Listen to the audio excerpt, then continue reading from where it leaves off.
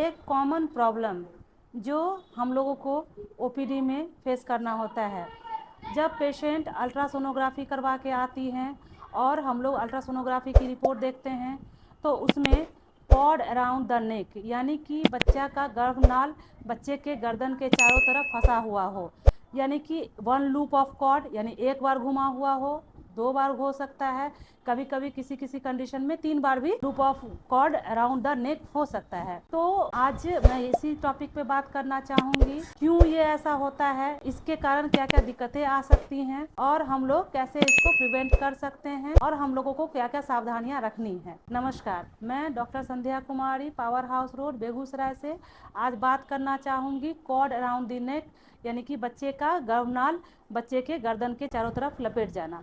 तो इसका मुख्य कारण होता है बच्चे की मूवमेंट। बच्चा का मूवमेंट बहुत ज़्यादा होता है 6 महीने से 8 महीने के बीच में। तो बच्चा मूव करके जनरली वो उसके चारों तरफ कॉर्ड अराउंड द नेक हो जाता है, लेकिन ये हर कंडीशन में नहीं होगा। जब बच्चे की गर्भनाल की लंबाई जनरली 50 सेंटीमीटर तक नॉर्मली होती है, लेकिन अगर यही लंबाई बहुत ज़्यादा हो जाएगी तो बच्चा के चारों तरफ मूवमेंट के दरमियान बच्चे के चारों तरफ ये राउंड अप हो सकता है। दूसरी चीज़, जब पानी की मात्रा बहुत ज़्यादा हो, जैसे हम लोग बोलते हैं कि लाइकर का अमाउंट अगर बहुत ज़्यादा हो तो बच्चा का उस बायंसी फोर्स में बच्चा मूव करता है, जिसके कारण भी कॉर्ड अराउंड द नेक हो सकता है। तीसरा कारण, पेशेंट का पोस्चर भी मायने रखता है। बहुत ज़्यादा जोर से अचानक से झुक जाना, ये भी कारण हो सकता है कॉर्ड अराउंड द नेक का। चौथा कारण हो सकता है स्ट्रेस में नहीं रहना। स्ट्रेस के कारण भी बच्चा का मूवमेंट बहुत ज़्यादा होने लगता है। पांचवा कारण, एक जेली लाइक स्ट्रक्चर जिसको हम लोग वॉटसन जेली बोलते हैं, वो गर्भनाल में होता है। वो प्रिवेंट करता है गर्भनाल को नॉट बंधने से और everything supply from mother to her baby.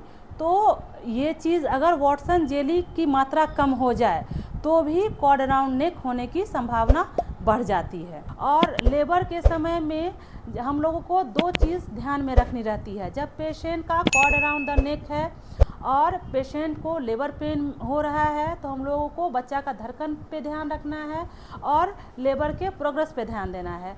अगर cord around the neck tight हो गया, बच्चे का गर्भनाल बहुत टाइट से गर्दन के चारों तरफ बंध गया तो बच्चे की धड़कन ऊपर नीचे हो सकती है और बच्चे को दिक्कत आ सकती है डिलीवरी के दरमियान।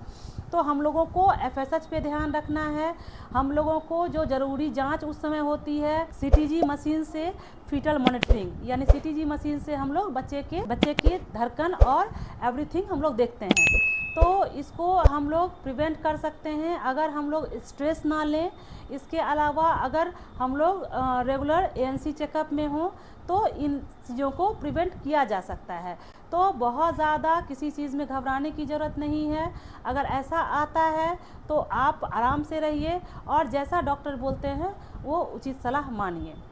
तो हम लोगों को रेगुलर एएनसी चेकअप में रहना है और जैसा डॉक्टर बताते हैं उसके अकॉर्डिंग फिर डॉक्टर के एडवाइस को फॉलो करना है।